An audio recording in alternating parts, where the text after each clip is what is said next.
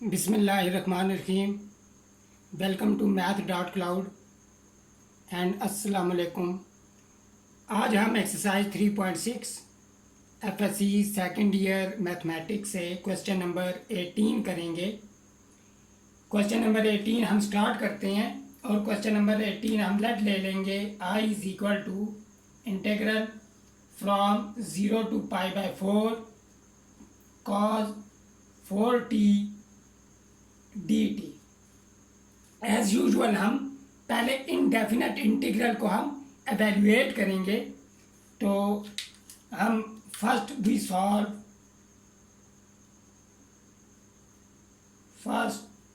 We solve indefinite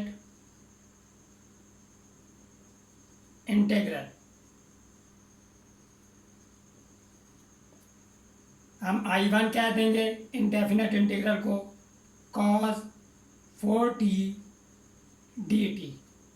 अब हम cos 4 ऐसे लिख सकते हैं cos के t होल पावर 2 dt।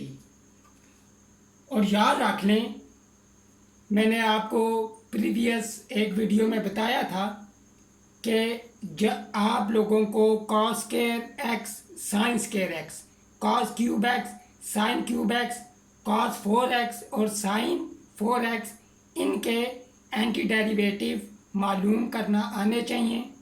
अब देखें यहाँ पे हमारे पास cos raise to power 4t है और उसे हमने cos square t whole square लिखा है। तो यही इसकी टेक्निक है। अब यहाँ पे हम cos स्क्वायर t की या cos स्क्वायर x की आइडेंटिटी यूज़ करेंगे। हमारे पास फंडामेंटल आइडेंटिटी होती है cos square theta plus sine square theta is equal to 1 और डबल एंगल फार्मूला होता है हमारे पास cos square theta minus sine square theta is equal to cos 2 theta.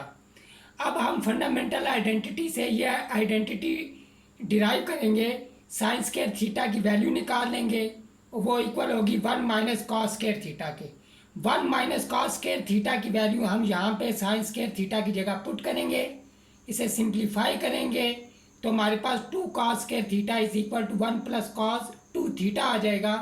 तो cos 2 थीटा की वैल्यू हमारे पास 1 plus cos 2 theta divided by 2 आ जाएगी। तो लिहाजा ये आइडेंटिटी हम यहाँ पे यूज़ करेंगे तो हमारे पास हो जाएगा I1 integral 1 plus cos 2t divided by 2 whole square dt। अब यहाँ पे हम स्क्वायर का फार्मूला यूज़ करेंगे और हमारे पास हो जाएगा 1 plus cos square 2t plus 2 cos 2t divided bye 4 dt। अब यहाँ पे हम इंटीग्रल अलग अलग कर लेंगे तो हमारे पास हो जाएगा 1/4 integral dt plus 1/4 integral cos square 2t dt plus यहाँ पे जब अलग करेंगे न्यूमरेटर में 2 है डिनोमिनेटर में 4 है तो ये हमारे पास 1/2 हो जाएगा cos 2t dt। अब यहाँ पे हमारे पास 1/4 t आ जाएगा प्लस 1/4। अब यहाँ पे देखें, अगर हम cos स्क्वायर दोबारा हमारे पास यहाँ पे इंटीग्रल में आ गया तो हम दोबारा इस आइडेंटिटी को यूज़ करेंगे। लेकिन अब ख्याल ये करना है कि अगर हम थीटा की जगह 2 थीटा पुट कर दें, थीटा की जगह 2 थीटा पुट करें तो यहाँ पे हमारे पास हो जाएगा 1 plus cos 4 theta divided by 2। क्योंकि थीटा की जगह हम 2 थीटा पुट करेंगे, 2 और 2 4 मल्टीप्लाई होके 4 हो जाएगा यहाँ पे। तो लिहाजा यहाँ पे यही आइडेंटिटी यूज़ करेंगे जब हम, तो हमारे पास आएगा 1 plus cos 4t divided by 2 और साथ में dt आएगा प्लस 1/2 और यहाँ पे cos 2t का एंटी डेरिवेटिव हमारे पास होगा sin 2t डिवाइडेड बाय 2। हमने फार्मूला यूज़ किया है इंटीग्रल कॉस के एक्स डी एक्स, ये इक्वल होता है हमारे पास साइन के एक्स डिवाइडेड बाय के। ये फार्मूला यूज़ किया हमने। अब यहाँ पे हमारे पास 1/4 टी प्लस, पहले मैं इस टर्म को लिख लेता हूँ। ये हमारे पास हो जाएगा 1/4 साइन 2t प्लस 1/8, 2 4 ज़ा 8 हो जाएगा।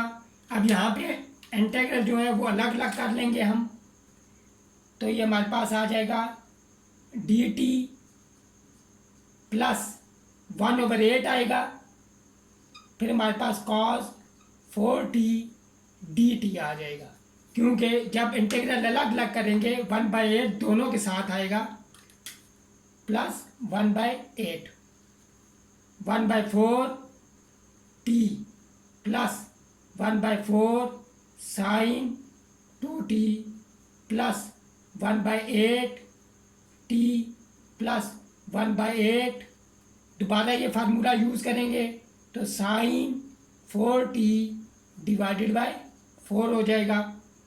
अब अगर हम देखें 1/4t और 1/8t ये दोनों ऐड हो जाएंगे, 1/4 प्लस 1/8 हमारे पास एलसीएम आ जाएगा 8, यहाँ पे 2 प्लस 1 तो ये 3/8 हो जाएगा।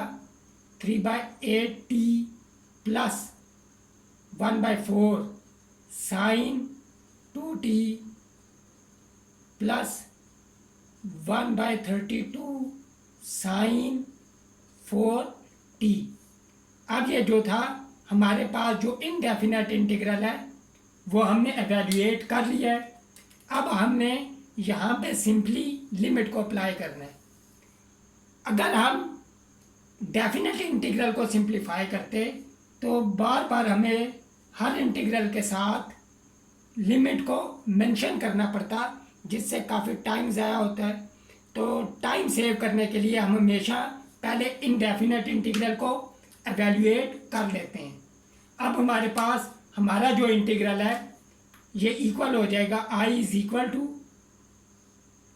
3/8 t plus 1/4 sine 2t plus 1/32 sine 4t और साथ में लिमिट फ्रॉम 0 to π/4। अब हम पहले अपर लिमिट अप्लाई करेंगे तो हमारे पास हो जाएगा 3/8 t की जगह π/4 प्लस 1/4, यहाँ पे जब हम t की जगह π/4 पुट करेंगे तो हमारे पास हो जाएगा साइन π/2, क्योंकि ये 2 और 4 आपस में कैंसिल आउट हो जाएंगे, प्लस 1/32 साइन, जब यहाँ पे π/4 पुट करेंगे 4 और 4 कैंसिल आउट हो जाएंगे, हमारे पास पाई रह जाएगा। अब हमने लोअर लिमिट अप्लाई करनी है। अब यहाँ पे देखें, जब हम यहाँ पे लोअर लिमिट अप्लाई करेंगे t की जगह 0 पुट करेंगे, ये टर्म 0 हो जाएगी। जब यहाँ पे t की जगह 0 पुट करेंगे 2 × 0 0 हो जाएगा, साइन 0 0 होता है, लिहाजा ये टर्म भी वैनिश हो जाएगी। यहाँ पे भी जब t की जगह 0 पुट करेंगे 4 × 0 0 हो जाएगा, साइन 0 0 होता है, तो लिहाजा ये टर्म भी हमारे पास वैनिश हो जाएगी इस केस में। अब i इज इक्वल टू, या हम लिख लेते हैं -0 -0 -0, ये 0 हो गया। अब 3π डिवाइडेड बाय 32 हो जाएगा, प्लस 1/4 साइन π/2 हमारे पास 1 होता है, और फिर प्लस 1/32 साइन पाई जो होता है वो 0 होता है, साइन 180 डिग्री हमारे पास 0 होता है। तो